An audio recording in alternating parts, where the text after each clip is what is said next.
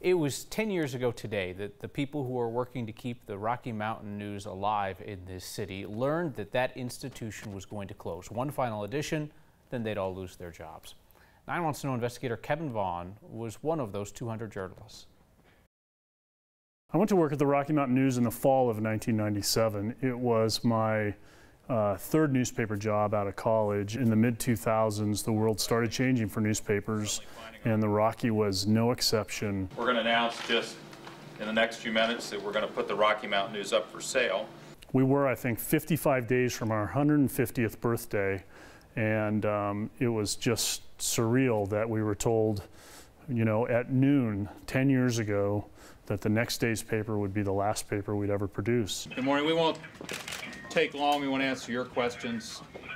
Tomorrow will be the final edition of the Rocky Mountain News. There were people, you know, I think in just stunned silence. There were people like me that needed to hold on to something, and what I needed to hold on to was a notebook. So I had a notebook in my hand and was taking some notes about what was going on. There were people that were in tears. It was devastating. There's no other way to explain it. It was devastating. And as I look back on it now, I still regard it almost like a death.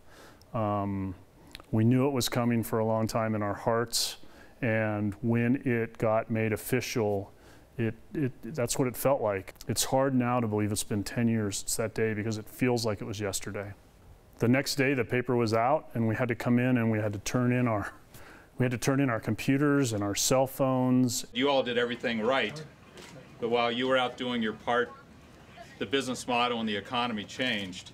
I think the death of the Rocky and what has gone on at the Denver Post and at other news organizations has taken a tremendous toll on Denver. There are fewer people sitting in city council meetings and in courthouses pulling documents and figuring out how public officials are spending money and making decisions. There's a lot of great journalism still happening, but the fact of the matter is there were 200 people 10 years ago that were part of telling the stories of this city that lost their jobs, and many of them never worked in journalism again.